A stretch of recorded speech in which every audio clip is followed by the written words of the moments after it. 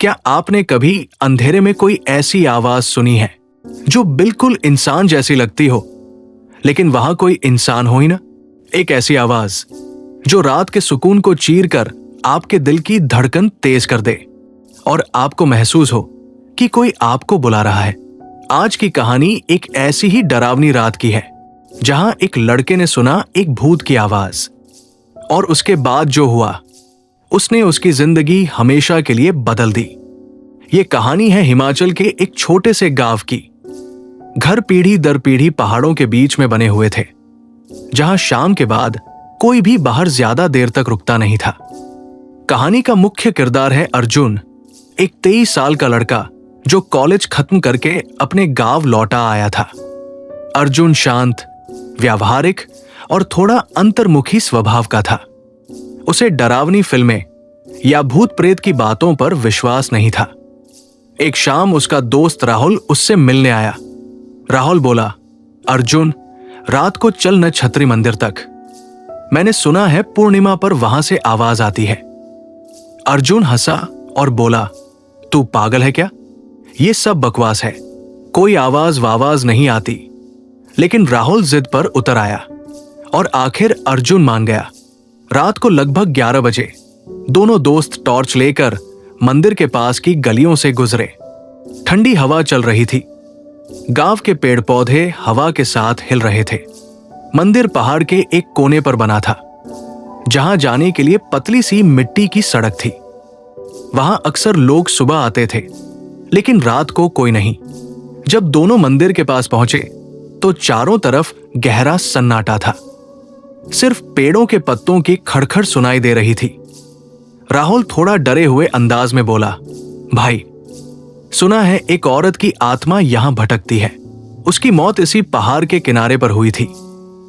अर्जुन हंसा, तू भूत की फिल्म ज्यादा देखता है।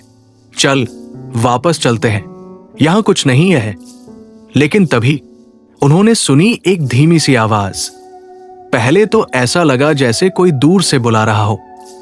आ आ आ। अर्जुन ने टॉर्च उस दिशा में डाली, लेकिन कुछ भी नहीं था। राहुल की सांस तेज हो गई। भाई, तूने भी सुना? अर्जुन ने अपनी हिम्मत बनाते हुए कहा। शायद हवा थी, लेकिन आवाज दोबारा आई, इस बार और भी साफ। राहुल, इधर आओ। राहुल का रंग उड़ गया। उसने अर्जुन का हाथ पकड़ लिया। ये आवाज, ये मेरा नाम ले रही है। अर्जुन ने टॉर्च घुमाई, लेकिन कुछ दिखाई नहीं दिया, बस अंधेरा और पीछे से आती ठंडी हवा। वो दोनों पीछे मुड़ने ही वाले थे कि एक और आवाज आई, इस बार बिल्कुल करीब से। और आवाज एक औरत की थी। मत जाओ, रुक जाओ। राहुल का डर अब हद पार कर गया। अर्जुन, ये आवाज मुझे बुला रही है, मैं नहीं रुक सकता। और बिना सोचे समझे राहुल मंदिर के पीछे की तरफ भाग गया। अर्जुन जोर जोर से चिल्लाया, राहुल, रुक जा, वहां कुछ नहीं है। लेकिन राहुल रुका नहीं। अर्जुन भी मजबूरन उसके पीछे दौड़ा। जैसे ही दोनों मंदिर के पीछे पहुंचे, उन्होंने देखा एक औरत सफेद कपड़ों में पेड़ के नीचे खड़ी है। उसका चेहरा अंधेरे में साफ नहीं दिख रहा था, लेकिन उसकी आवाज वही थी, कोमल और ठंडी। औरत ने हाथ बढ़ाया और कहा, राहुल, तुम आ गए। राहुल जैसे उसके जादू में था। वो धीरे धीरे उसकी तरफ चलने लगा। अर्जुन ने जोर से राहुल को खींच लिया। पागल हो गया है क्या? ये इंसान नहीं है। उसने टॉर्च औरत के चेहरे पर डाली और दोनों का खून जम गया। वो औरत की आंखें बिल्कुल काली थी, न कोई सफेदी न कोई पुतली, बस अंधेरा। और उसके होंठ से अब भी वही आवाज निकल रही थी, राहुल, इधर आओ। अर्जुन ने राहुल का हाथ पकड़ा और उसे जोर से खींचकर भाग गया। लेकिन भागते भागते उन्हें पीछे से उस औरत की हंसी सुनाई दी। तुम मुझसे दूर नहीं जा सकते। राहुल थरथरा रहा था।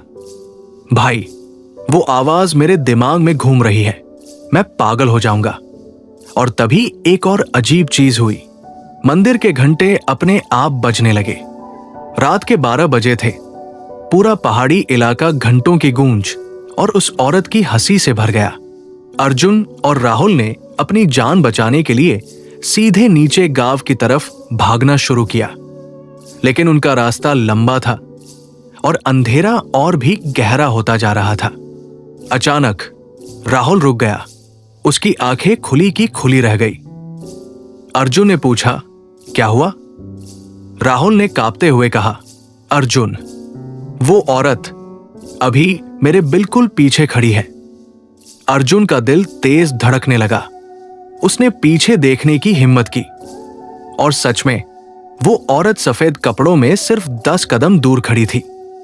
उसका चेहरा अब पूरा दिख रहा था, काला काला जला हुआ, जैसे आग में जलकर बर्बाद हुआ हो, और उसकी आंखें अब लाल चमक रही थी। अर्जुन ने राहुल का हाथ पकड़ा। मत देख उसे, भाग। वो दोनों पूरी रफ्तार में नीचे की तरफ दौड़े, लेकिन पीछे से उस औरत की चीख रात के सन्नाटे को चीर गई।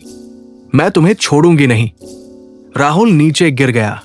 उसका पैर पत्थर से टकरा गया। औरत उसकी तरफ तेज कदम से आने लगी।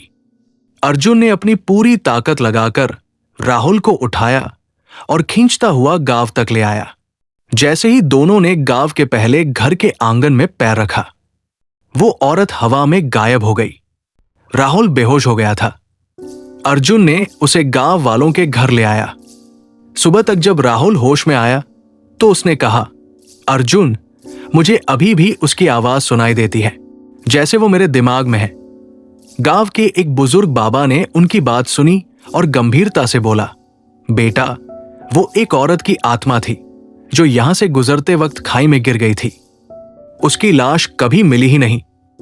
तब से वो आवाज देकर लोगों को अपने पास बुलाती है। तुम लोग बच गए, ये तुम्हारी किस्मत थी। अर्जुन चुप रहा, लेकिन उसके मन में एक सवाल हमेशा के लिए बैठ गया। अगर उस रात में राहुल का हाथ न पकड़ता तो क्या वो उस औरत के साथ हमेशा के लिए चला जाता? और राहुल उस दिन के बाद कभी अकेला रात को घर से बाहर नहीं निकला।